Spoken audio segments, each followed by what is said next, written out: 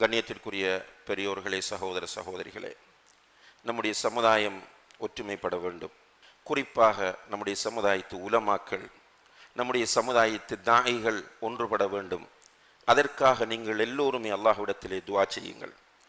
சமுதாய ஒற்றுமையை பேசுகிற நாம் முதலிலே நம்முடைய குடும்பங்களை ஒற்றுமைப்படுத்த வேண்டும். சமூக ஒற்றுமைக்கு முன்னால் நம்முடைய குடும்ப ஒற்றுமை மிக பிரதானமானதாகும்.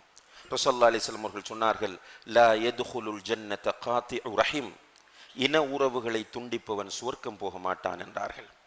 இந்த இன உறவு, பிளட் ரிலேஷன்ஷிப் என்ற இந்த இரத்த உறவு இருக்கிறது, இது மறுமையிலே அரிசின் கீழ் தொங்கிக் கொண்டு சொல்லுமாம், யா அல்லாஹ், என்னை யார் சேர்ந்து வாழ்ந்தாரோ அவரை நீ சேர்த்துக்கொள், என்னை யார் துண்டித்தாரோ அவரை நீ துண்டித்து விடு. அல்லாஹ் பாதுகாக்க வேண்டும். இன்றைக்கு நிறைய மக்கள் ஒற்றுமை பற்றி ஆதங்கப்படுகிறார்கள், பேசுகிறார்கள். ஆனால் பெற்றோரோடு உறவில்லை, பிள்ளைகளோடு உறவில்லை, உடன் பிறந்த சகோதர சகோதரிகளோடு உறவில்லை. எப்படி சகோதரிகள் இந்த ஒற்றுமையும் இந்த நிலையும் ஒன்றுபடும்? ஆச்சரியமான நிலையா இல்லையா? பெற்ற பிள்ளையோடு உறவில்லை, சமூகம் ஒற்றுமைப்பட வேண்டுமாம். உடன் பிறந்த சகோதரனோடு ஒற்றுமை இல்லை, எங்கேயோ உள்ள சமுதாயம் ஒற்றுமைப்பட வேண்டுமாம் என்றால் என்ன பேச்சு, என்ன நிலைப்பாடு இது என்பதை நாம் ஒவ்வொருவரும் சிந்திக்க வேண்டும்.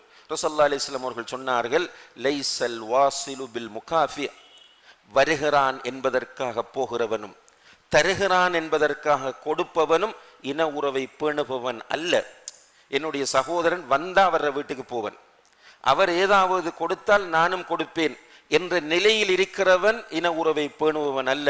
சில் மன் கதஅக், நீ வேண்டாம் என்று உன்னை ஒதுக்கி செல்கிறானே உன்னுடைய சகோதரன், உன்னுடைய உறவினன், அவனிடத்தில் நீ போ. அவன் அடிக்கட்டும், ஏசட்டும், திட்டட்டும், உன்னை வீட்டை விட்டு துரத்தட்டும், நீ கவலைப்படாமல் போய் அஸ்ஸலாமு அலைக்கும் என்று சொல்லி அவனுடைய ஹோலிலே போய் உட்கார்ந்து கொள்.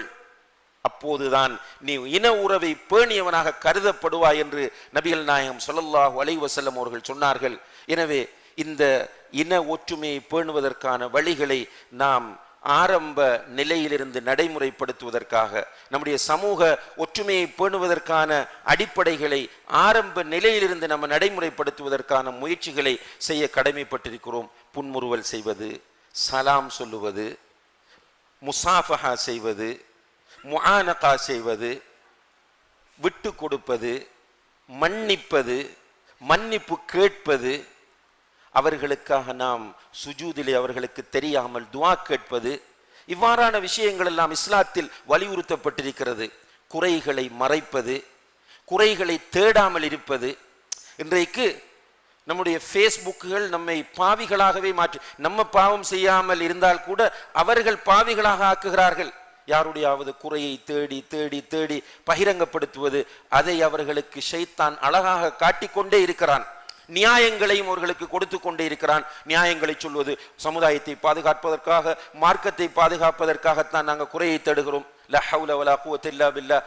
எங்கிருந்து இதற்கு ஆதாரங்கள் பெற்றார்களோ தெரியவில்லை. ஆனால் ஷைத்தான் அவர்களுக்கு அழகாக காட்டுகிறான்.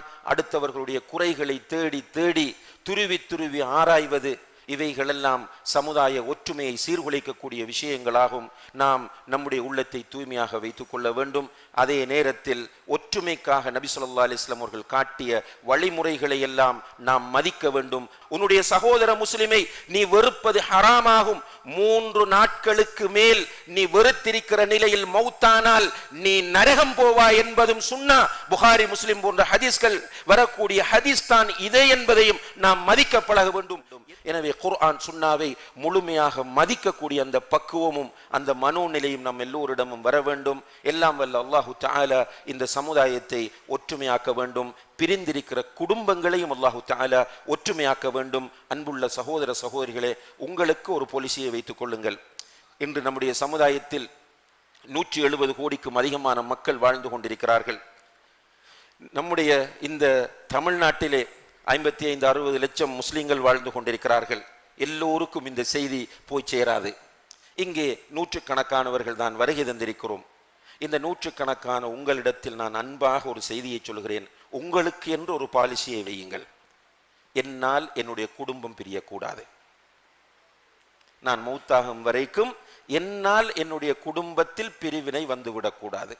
நான் என்ன செய்தாலும் என்னுடைய குடும்பத்தில் ஒற்றுமையாக இருப்பேன், ஒற்றுமையை நிலைநாட்டுவேன். இது ஒரு பாலிசி.